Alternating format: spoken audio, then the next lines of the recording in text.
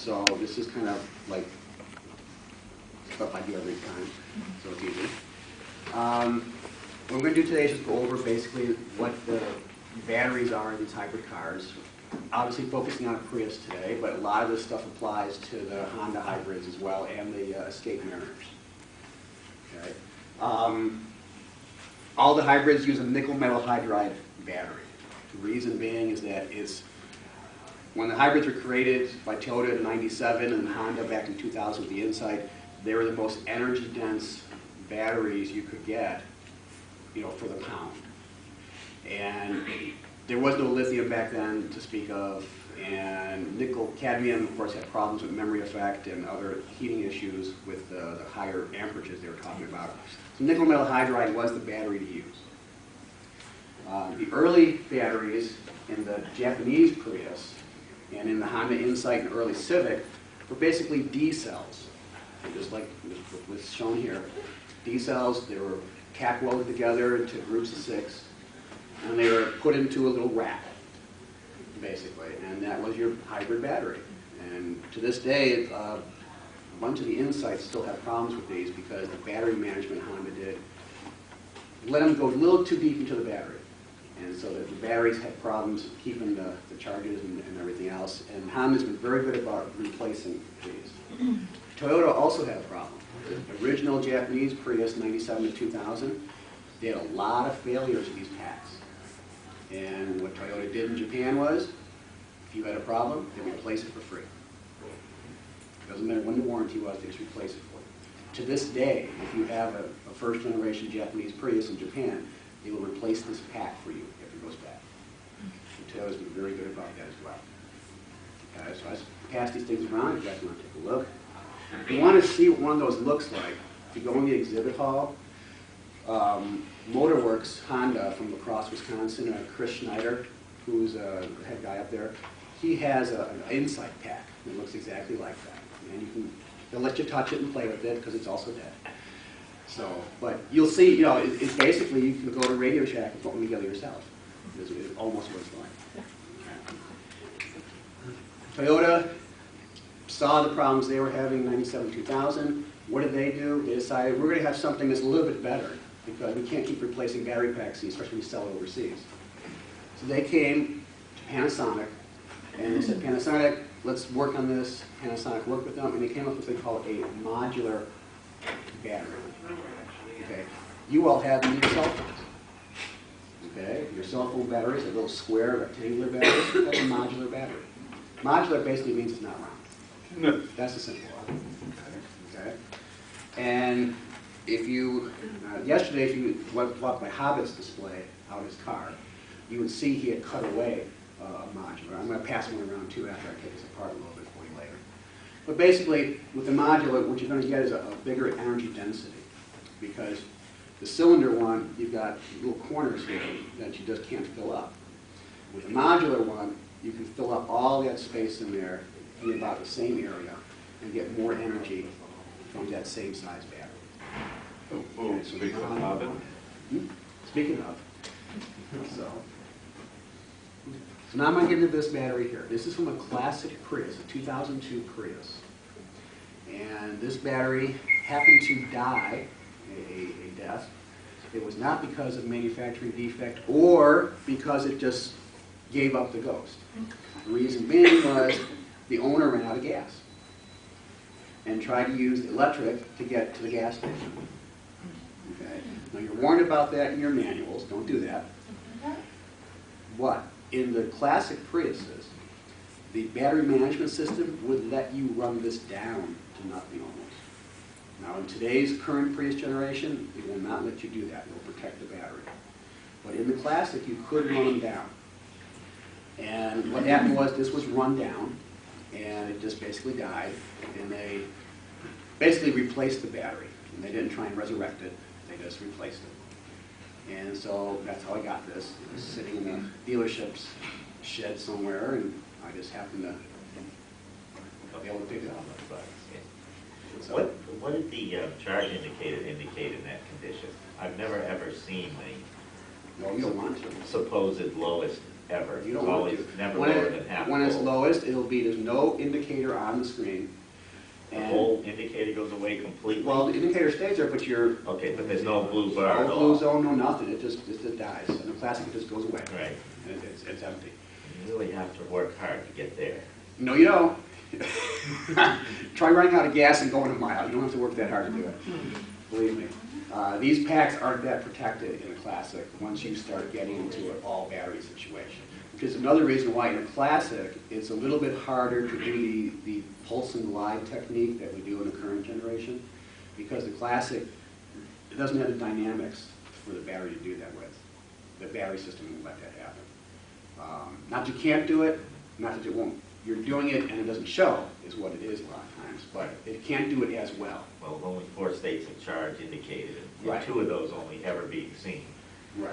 So that's a little bit of a problem. So if you run out of gas with the current Prius, If you run against the current freeze, what's going to happen is it'll just come up with a, it'll beep at you and it'll tell you to pull off and stop now, or I'm going to do it for you. right, but if you kept going, It'll eventually cut you off. It'll eventually cut you off because it will protect the battery. You might go down to 1 bar and it'll just cut you off.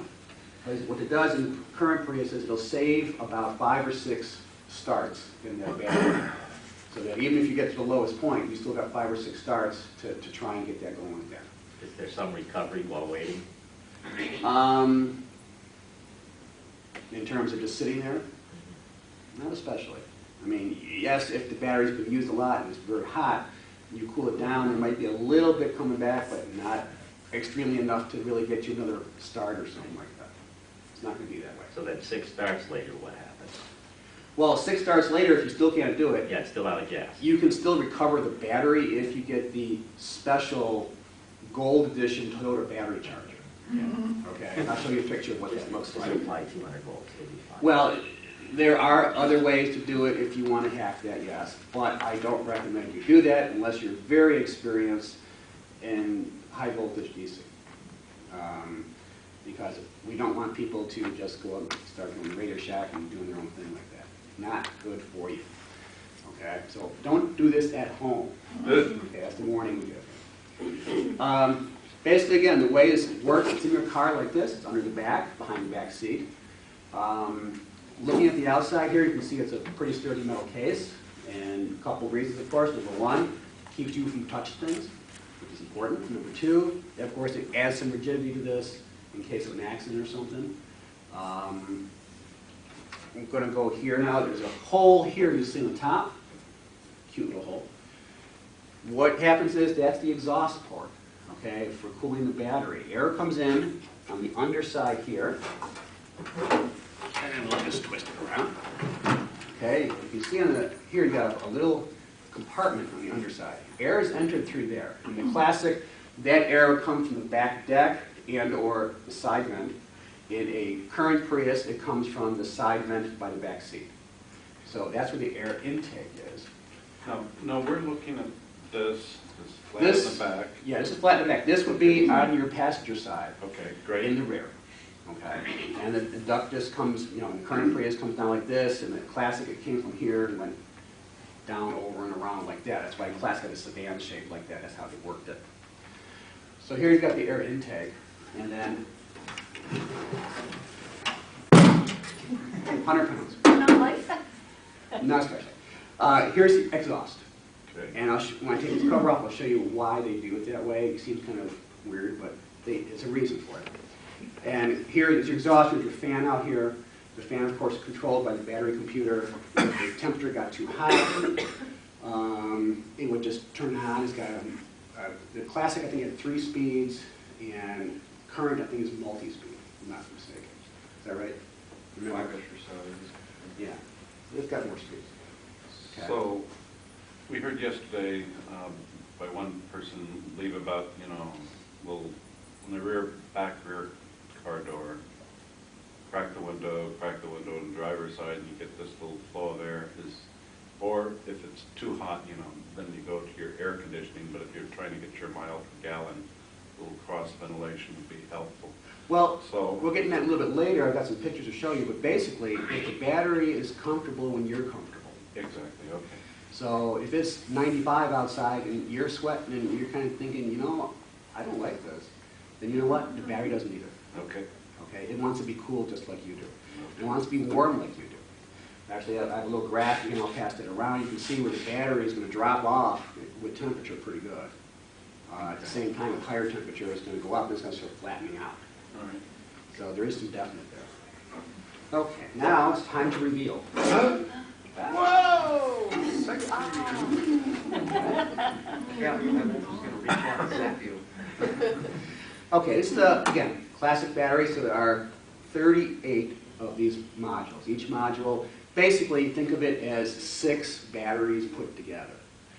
Just again, like the one we passed around, the old Insight first generation Prius one with the D cells, same thing, but again, it's in the modular concept, so it's all in a little package like that, much more dense.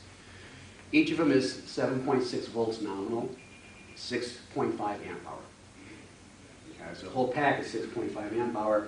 And what they do is each of these modules is wired up in series. So you just go back and forth and wire everything together. And that gives you about 277 volts in the classic. In the current Prius, 201. And actually in the first generation Japan, it was 288. So you've seen they've actually gone down in voltage in the Prius series. Now you come to something like the Camry, and the voltage has gone back up a bit. We've got a little bigger motor in there, a little something, other things they do with that. So they've gone up. The Highlander is a little bit higher too in the voltage in the battery. So I think it's more, it's depending more upon what the size of the given electric motor and an engine is, and your application. Okay. You see it's also got a cage around it here. Got these bars on top. It's multi-purpose. Big function of these bars, of course, is to create yourself a little cage for safety purposes. Another purpose, though, is to prevent the battery from just blowing apart when it gets extremely hot. Batteries, these modules, when they get hot, will expand. Okay, the size of them, and whatever way they can do it, the size is the easiest, it will start bulging out. So this actually keeps it together if it gets hot enough to start doing that. Okay, and that's why they want to try and cool as best they can. But sometimes you're going to get pretty warm batteries back there, and so they want to prevent that expansion. As a matter of fact, the Toyota literature states, do not undo this, like I'm doing, for about 4 hours after the battery's last been used. And that gives us sufficient time to cool down, sufficient time for the expansion to come back a bit, so that the tech doesn't sit here and watch this thing come off right at him. Yeah. Launch. Basically, as I said, they're called connected together. Here's the bus bar, it's called. And you can see that they've got groups of 2 connected together, like that. Okay, and that's just, again, going back and forth through the whole thing. Over here, this little cable here goes to the safety switch. You'll see on your cars, in the Classic, it's in the front here. On the current gen, it's over the side here. It's an orange safety switch. If you're going to do the battery stuff and touch it, be familiar with it, because that's what prevents you from getting all that juice. These 2 cables here will go to that safety switch. What the safety switch does, it breaks the connection to the battery right here. So basically, it's like cutting the battery in half. The positives on one side, negatives on the other side. It's not going to do much. So it's workable. Although, each of the individual modules still has juice. So you still got to be careful, of course. But this would, safety switch would break that. Okay. Now, on the other side, I wish they had it on one side.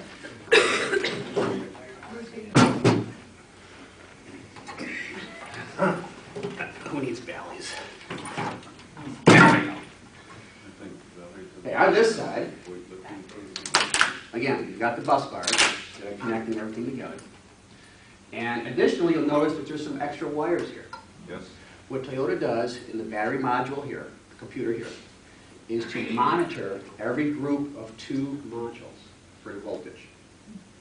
This is how they make sure that the pack as a whole is okay. They monitor it to make sure there's no difference between any 2 sets of more than 20%.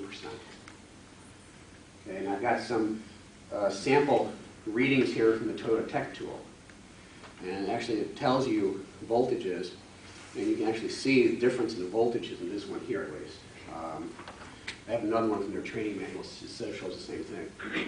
But basically, if there's a difference of 20% between any two sets of modules, you get the triangle on the screen. You gotta go in, you gotta go replace the battery. Okay. Now, why don't they just do parts? I mean, if you've got one module bad you know about, why not do that? Yeah. And the reason is that when you put a new battery in here, it's of course a new battery, and so it's got very good voltage level, it's got very good ability to take the voltage, whatever. But now you've got other batteries in here that are aged. And just like a flashlight at home, you put a new one in with the aged ones, what happens? It drags down the new one to the level of the oldest. So you'd really be dragging this down to this level. And again, if one of these happens to start going a little bit lower now, the brand new one here, you get the same thing happening now, 20% differential. So you can't just replace the modules. Although, you know, again, hobbyists have done it. People who know what they're doing can do it. You can get an extra pack, you can replace modules, and match them up fairly well. Okay, but again, the average person, and certainly the average Toyota tech, is not going to do that because they can't get the modules individually. They can only get the pack, and that's why when you hear about people replacing the packs, it's always the pack. It's not, oh, I had a bad module today and I already had it replaced. No, I had the whole darn thing replaced. And that's simply because they don't want to start fooling around with that and trying to guarantee that. Yeah. A couple of questions on the data monitoring. Does the computer there hold past history on the modules, or is it just current state? Good question. I believe it does hold some past history. Right. According to some of the information that's here, it'll actually tell you like ignition on, ignition off, the time Right. it's been on. It'll give you some Was that only the how many times the battery went low, below a certain threshold. in the last? This wasn't the last time it was queried, basically.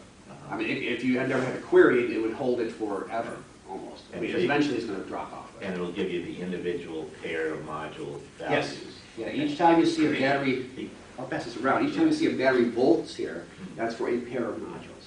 And the second thing is, well, I'm not as familiar with the nickel metal hydride characteristics, but when you do have a module that is misbehaving, so to speak, and it's usually because the voltage is low and it needs additional charging to come up to the same level as the others, one of the techniques you can do once you have wires to each set of modules is to provide additional charge to that module for a short period of time to bring it back up into the range of the other ones. Well, So Toyota actually has, there is in the software, But the ability to do that. Okay, well, that's my question, is Yeah. do they use those wires to accomplish that, No. the data wires? No. Because they could. You're not talking a lot of current, you have lots Well, of time to do it. Unfortunately, it's not that sophisticated here. Right. What Toyota does have is, if they see a general Right, problem with the battery for equalization, Yeah. there is a cycle that the car will do, and that basically the engine will come on and run at a Right. higher rate But to what- charge up everything and try and equalize but it. what that does is that it overcharges all the other modules which don't need But see, okay, but the thing equalization, is- whereas if you did it on a Right. module-by-module basis. So that's why I'm saying you can't replace the modules, because on a module-by-module basis, you can do a lot of things, but they don't want anybody opening up these battery packs and doing that. No, but if they use those wires. All right, if they use them, but they don't. Right, and that's, but Right. but one could. One could, and that's why I said before, if you are familiar, you can do a lot of things with these packs. Okay, but as it is now, they just, No, as it is now, you can't. they just Toyota's not overcharge the doing whole that. bank Toyota would try to equalize the pack if you saw that the pack was seen as being that. and probably use the voltages they see on the individual modules as a way to control how it puts current to the whole pack. I was not letting Yeah, any of the it ones looks go at, way it over. looks at the total pack and then decides if it should try an equalization Yeah. charge on the whole pack, Yeah, if that would solve the problem. And the way the wiring are set up in this string it through here, yeah. so you can only do 3 modules at a time, because they aren't going to the other pole. Right. So Wayne, what I got is that I've got 53,000 miles on my Prius, so I'm covered for a battery pack replacement for another 47,000, right? 100,000. Now, let's say at 110, I get a hiccup. I should be going for? Is this like $4,000 that, No, if you go to a Toyota parts dealer now and say, give me a battery over the counter, depends on the dealership and what they're going to try and gouge you for. Okay, I've heard anything anywhere from $3,000 upwards of $5,000. However, the actual cost of these to the dealers are in the low thousand range. So they're not that expensive per se. I've seen them sold new for $2,400. okay, So it's not necessarily, it's like a get your transmission redone, basically. Getting it rebuilt or something at that point. However, you shouldn't experience that. I'm not planning to. But the point being is, let's say we have a $3,000 option or $4,000, $5,000. And somebody else says, well, you know, I had to replace a battery pack too, and I've got the unit, and there are some, you know, you only need two. I got, you know, let's have a tech session and get, you know, Wayne out here and Drew and anybody else at once, and, you know. Well, people have done that. People have actually taken packs from wrecked Priuses off of eBay and put together a good pack out of it. Right. And some people are using those for spares, for experiments, or for plug-in conversions. Right. So, yes, you can do it. It's an obvious thing. You can do it if you know what you're doing. I just have to know you and Oh, you don't have to know me. It's I'm much not easier than just take Toyota. The truth is, you gotta be bad at something before you be good at it, so. Yes. Jeopardy. There's always a learning curve somewhere. Jeopardy. Is there a way to determine like the old man in the his overall son. remaining Forgot. battery capacity Easy way first. from before you- 70% to 20% left after time? In other words, the initial batteries presumably will dump perhaps a kilowatt hour out in that distinction from 70% You mean to to 20%. determine if there's an age Yeah. limit to that? Yeah, and then, you know, you would think that would be the test that you'd want to do over time. But- And they did that with some of the original, I don't think there's a direct way Toyota measures that, right, Hobbit? There's no direct way. But the ECU can take stats over time based on the current in and out. Right. And voltage it sees, and, yeah, I mean, you can start to determine pretty. But you would have to, you have to record what's happening, say, in the beginning of your battery life, and then compare it to what Right. happens later on. Exactly. You can do that. I don't think the ECU is going to do that as a history thing. It'll Right. do it as a current thing. Yeah. But I don't think it's going to record it and keep a running log and say at some point, you know what, I think the pack needs replacement now Right. because I think we're getting towards the end of life. right, It'll take longish term stats during Right. a given on time of the car, certainly. Right, and that's why you see in the sheet there, it says, it tells on time, off time, low Yeah. status. the simplest way I can think of doing that for an owner is to have the vehicle in a known sort of state, warmed up, fully charged, all of those kinds of things. And then just see how far it will go on battery only before it automatically kicks in on you. Well, but that's dependent upon a lot Yes, of it is, factors. but trying to eliminate as much of that stuff as possible. Well, If the battery sort of more or less seems like it's doing like it used to, it should be fine. But if suddenly, instead of 2 miles, you're only able to get 3/4 of a mile, given the same starting conditions and everything. I tell you what you're saying to do is kind of doable in a crude sense. Yeah.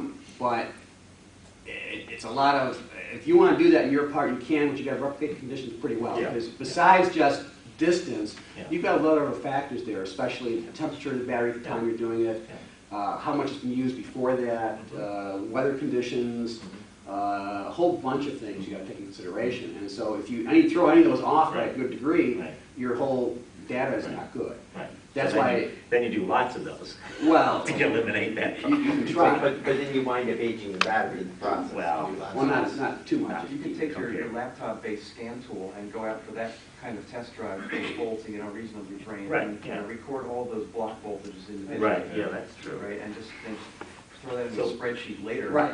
And So then- if you're measuring the actual voltage, you can do that. That's what I was saying earlier. If you actually take the measurements, Yeah. it'd be a data that you can have for history. But for your crude method of just going out and seeing how far the car will go in EV or whatever, that's not going to do too much for you. What we do know, for the Classic at least, is that when the batteries are going to be bad, or when we've seen cases of that, the car's NPG becomes less. That's another way of, Okay, because what's happening is it's not assisting as much, especially in acceleration. Yeah. You're using more of the gas engine on that, and so your MPG goes down. It's like, if you're keeping track of it, it's an inexplicit thing. It just starts going down. And that's when we know the battery probably is having a problem of some type. the scan tool for the Classic has those block voltages available. Yeah. Great.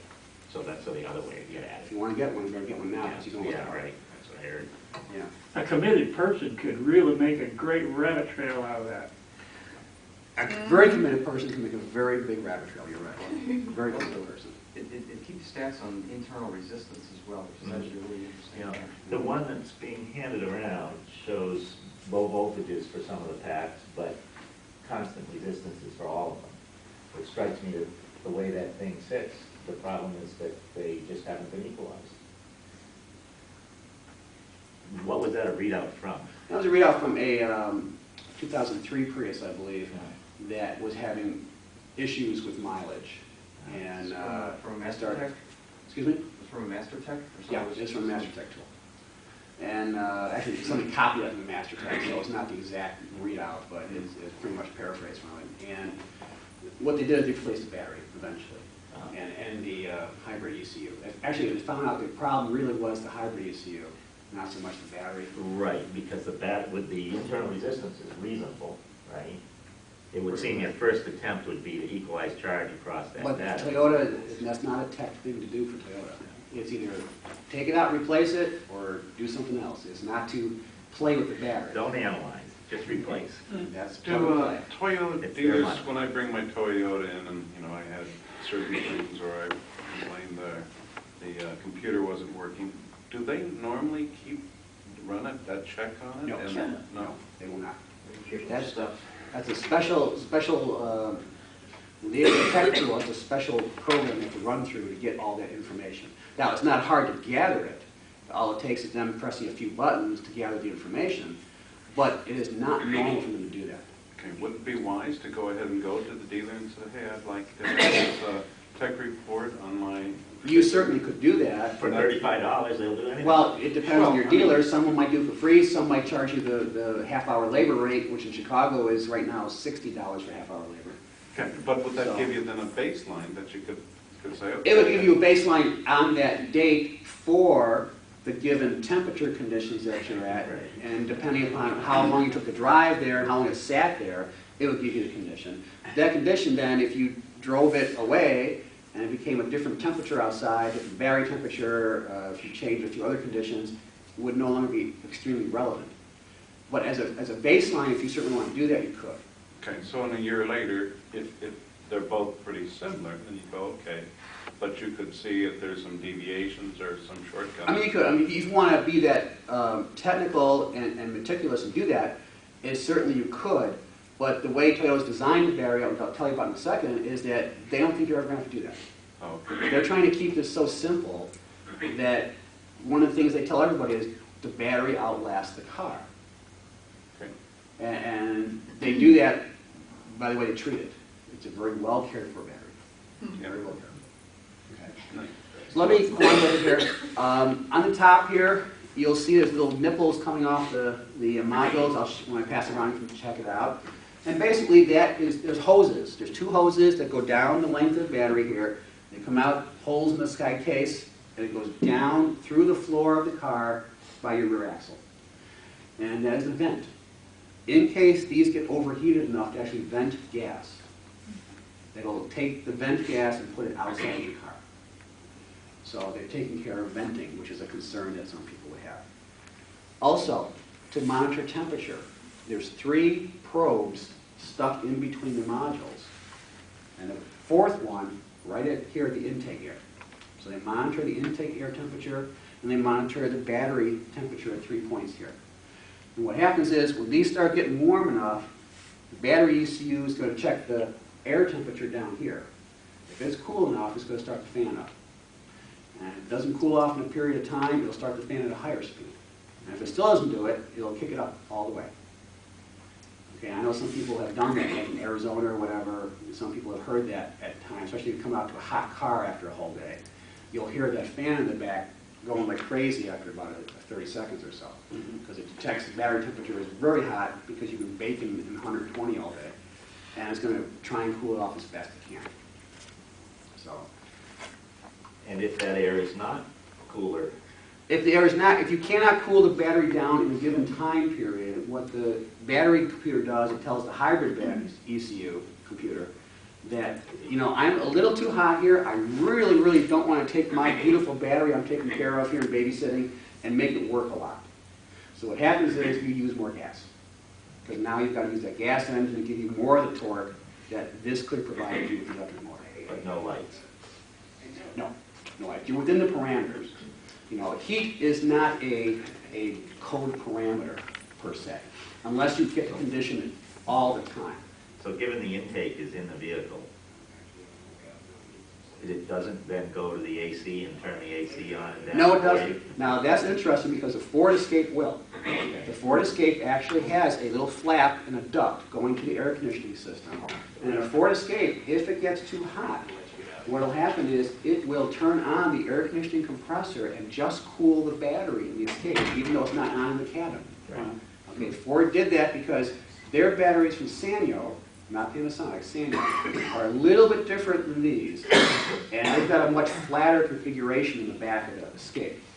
And what they didn't, you know, they were very concerned about heat.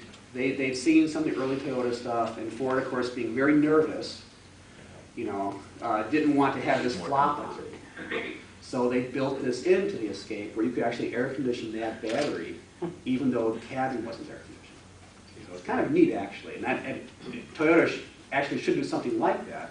That'd be the best thing to do. But what happens is, to do that, of course, involves ductwork, another ECU somewhere, a whole bunch of expense. You know, and Ford is losing money on the Escapes. There's no doubt about that. Ford is losing money on them. But again, they're like Toyota. They're hoping to build the base like Toyota did when Toyota lost money in the classics. And then by the time they get to the second gen, they make money. So Ford's going that route, but Ford's going about it so slow that who knows what they'll do to break even. So, the wires here that I just put on here, these are the actual wires from the ends of the battery, which takes the power into right here, the end of the case. They go to 3 relays. There's 3 relays. One relay is the negative side. One relay is the positive side. And one relay is the positive side with a resistor built into it. What happens is, when you first start the Prius up, the negative relay closes and the relay with the resistor closes. What's that doing is, we don't want to take the probably 220 volts normally, and hit the inverter with all those capacitors and all those other neat little electronics immediately with that voltage, because that will destroy a few things. Okay? So what they do is, if you'll notice when you start with second gen Prius, when you press that and you wait for it to say ready, there's a small time lag. Thank you. Yes. Okay? And that time lag is the time it takes to go through the resistor relay into the inverter, make sure everything's powered up gently, then it clicks over the main relay and all your full voltage goes in. So if you're trying to do something like a plug-in, you would basically want to have that same type of relay or resistor in series so you don't hit. Well, what people do with the plugins, they don't touch that one with the resistor. They go to the other main relay, the main voltage, and tap in there. Okay. Because they do want to let that stay there, because you don't want to fly out the inverter. That's the one part that's very expensive to replace. Right. Is that the same on the Classic? Yes, it's the same on the Classic. Yet you can instantly start the car. Well, you can instantly start it, but see, when you do the ignition, as soon as you get into, and not to this actual start point there, it's not that long of a process. I've taken the technique of, ready, what's that? Just start it. Right, but it's a very quick process. You don't have to like wait seconds for it to happen. It's a very quick process. Like a quarter second. Yeah, Listen to the relay pattern. a quarter would be pushing it probably for length. Now, the Classic is also a little bit different in the fact that you've got a different cycle on the Classic for the emission cycle than the current generation does. Current generation is almost 60 seconds, about 57, 58 second cycle. In the Classic, the full cycle is almost 8 minutes. Right, but that's after the start. I'm just talking about. Right, but that's response all to the part of heat. that, all part of that process to do that. So- That's how you discriminate between initial and current, is classic is the old one, or? Yeah, classic is 2001 and 2003. We call them classics because they were the first North American model coming in.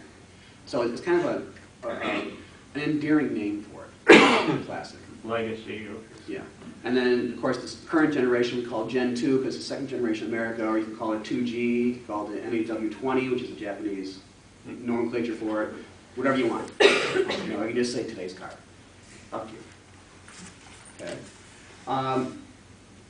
Let's save it for a second. Okay, so we've basically gone over what most of this does here. And again, the battery ECU is going to monitor all that. The battery ECU also monitors current in and out. Now, that's not an exact to the 100th thing, but it gives you a general idea of the current in and out, what the battery's doing, so that the battery ECU and the hybrid ECU know what's going on. The way the plug-in guys kind of get around things is that since it's not exact, you can have some drift in that. The battery ECU lets a drift happen. And that's when they put their battery in there, they're essentially putting some extra juice into this battery and letting it all run out. That's how that works. It's not, I mean, it works, but it's not the best thing probably. You want to talk about the gooping problem? The gooping problem? Yeah, we'll talk about the gooping problem. It's not a problem, it's just goop. Yeah. Okay. I'm going to take a module out here, and I'll pass this around. I'll pass the one that Hobbit just brought in from the second generation, or 2G, or whatever else you want to call it.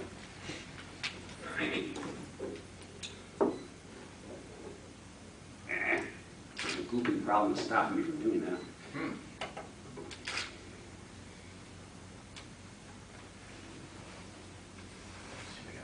Let me get a little screwdriver or something. I don't know whether Would it be would solution, Or a I knife, guess, or, there we go. to the leaking problem.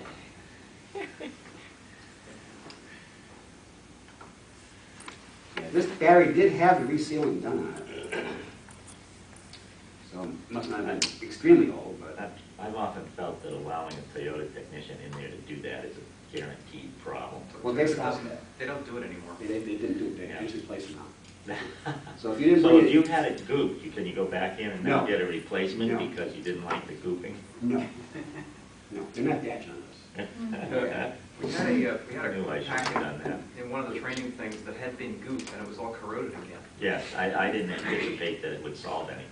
And we managed to actually soak the old goop off with acetone out of all those little copper bus bar things Yeah. and clean them up and put them back on. Yeah. I retained the straps when they did mine, and it was interesting to see the extent of corrosion, which I would have called minimal. Out of the 30 or so connections, you know, over half of them were just clean as bright as new. Well, you know, the thing is, 5 or 10 had a little bit of corrosion. Not One all or two the- had. not all the packs actually had corrosion. Some of them were fine, Yeah. some of them were not. I But mean, you I got a new don't, bus bar and you got the thing sealed up. Yeah. So, I mean, again, I don't know exactly, and I don't know if you do have it, why they had a problem with that. I'm assuming it was some kind of a issue, maybe overheating of the terminals, because they do get hot. Some kind of weird electrolytic action, I would imagine. Yeah, probably recreating in places or that's typically what it is. I Not almost, uniform plating. yeah, that was Yeah, I mean, that you was can look- actually the appearance. If you look at the wood, here, I'll pass this around from Hobbit. This is second generation, and again, you see how it's full of prismatic. You'll see, one of the reasons why this is a better module than the classic Prius, there are 2 points where the connections are made for positive. So that's how they get part of their ability to go up to 100 amps input and output versus 60 amps for the classic. Because they're able to do that without building up the heat. And I've got pictures that our guy did showing how the heat built up the curves. So, you also notice on the one that's being passed around now, second gen, it's got a metal facing on the sides. You'll notice on the classic it doesn't, it's all black. So what happens there is you've got a bit more heat dissipation as well. That'll occur. The only downside I could see with the second generation battery is that its capacity is 2/3 of the first generation. It's 900? Wow, watts per kilogram. 1 kilowatt hour instead of 1.4. Yeah, and the new one is 1,300 watts per kilogram, so. At the same time, they moved from 6 amp hour cells to 6.5. So they got a little bit of capacity back there. Yeah. So here's the older generations. Again, it's got plastic facing. Now it does, you notice little nubs on there. Okay, each of these has little nubs on it. That's how the air cools this off. The air comes underneath, like I showed you, comes up through the space with the nubs, and then out the top and away. So that's how they cool it. I mean, it's fairly simple, just convection cooling over. It's like a big radiator. And usually too, any corrosion like that, it's typically moisture. Not too much moisture to be responsible for it. Here are just a couple of pictures for you. Again, this is the current generation here. What the cutaway you're looking at now. And again, in the back here you can see temperature versus the power output and capacity versus resistance of that. And here's one. This one comes from the Highlander. This is a module from the Highlander, and you notice it's bigger. They need a little bit more because it's got a lot higher voltage in the battery. Plus, you're putting it in a different arrangement in the back of a Highlander and Lexus. So the SUVs are a little bit different in that regard. Okay, I mentioned heat, and heat is the enemy of this battery. That's why it protects it at all costs. You notice here is a classic battery like this one. You'll see after 3 minutes of a 100 amp discharge, you'll see at the very top it's red. And then it starts getting to be cooler colors after that. That was one of the problems with the Classic, was that the battery, you can't stuff enough in there because you got a tiny connection point up there. And it heats up, and you don't want that to heat up because it destroys the chemistry after a while to get too hot. Yeah. And again, you can see up here, same thing. You've got a hot spot right where the little cells are connected together like that. This one is the second generation battery. You can see it's a lot more even in terms of what they're doing with that, the heating involved. And again, because of those double connections, because of how they're treating that battery, it's actually going to be a much easier battery to take care of. Plus, you can also go in and out of it more with current. Now it's up to 100 amps, up to 120 in certain circumstances with the current generation. So that's why you now also have a larger electric motor, 50 versus a 33 kilowatt for MG2. So you've got a bunch of things going on there. It's kind of astounding that they can take 100 amps like when you want it to at all. You know, think about your power tools and the charger, 4-hour quick chargers, so-called. This is like a 15C charge rate, and it just sucks it up in fields. Yeah, I mean, Howard's right. If you think about it, you're taking all that power, stuffing it into this little box here, and hoping it just stays until you need it. So it is quite fascinating if you think about how much is in here. Like I said, I joked earlier before it began, you know, if you got an iPod, we'll run that from next Hybridfest. This graph shows pulse cycles down here. What do they mean by pulse cycles? Do they mean 70 to 40%, or do they mean, you know, somewhat less than that, or do they mean full depth cycles when they're talking about cycle life? They're talking about the cycle life in the state of charge, in the 40 to 80. Okay, so a pulse cycle is a short Yeah. full cycle, basically. Yeah. And everybody who has a Prius, at least current generation, has seen this. We've got the blue bars in your MFD, the red, the pink, salmon, purple, whatever you want to call them, and the green bars. And again, this is taken from, I forget whose this is, Wayne's? Yeah. Wayne or Attila. Wayne or Tiller, one of the two. Or Attila gave it to Wayne for a site or something, I don't know. But anyway, this shows you the range of charge. Again, the Prius is very gentle with this. It wants to keep it at 60% for longevity purposes. Okay, obviously, if you put more energy into it, you could take more out, run more on electric, but then your battery life would be drastically cut short. And we are guaranteeing this, guys, for 100,000 miles, unless you're in California, or California mission states, 150,000 miles. So as an automaker, you're making a few 100,000 of these. You want them to last and have warranty issues. It's really expensive to replace these things all the time. So this is your chart on there. You'll see that they overlap. The bars will overlap. When you discharge, you'll be going down to the bottom number there. That's your, until it switches to the next bar. But when you charge it, you're going more to the top number. And what's happening is you're actually going to overshoot a little bit where you normally would have been. So it's kind of interesting on that. Pass that around. Which is why you can see 6 bars on there, but yet you feel like you've got a lot more energy at times, because you don't see that. The MFD is a very rough display. It's not an exact science at all. It's a very rough display. And so you have to remember that. And you know, the car's going to keep it there as much as possible. You don't have to do it yourself. That's not obviously what everyone tells you. Again, if you're doing the hypermiling, if you're doing what the challenge we had yesterday, you do keep track of that, because the car does use up more gas on the lower AC, because it does want to keep it at 6. That's its preferred area.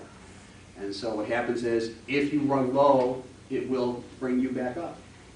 It'll run the gas and bring you back up. So you just got to be aware of that. Cold does affect that. It's obvious if you've been in cold weather that you get green more than you would if you're in the summertime conditions. The reason being, you've got a battery which is a little cooler to take that.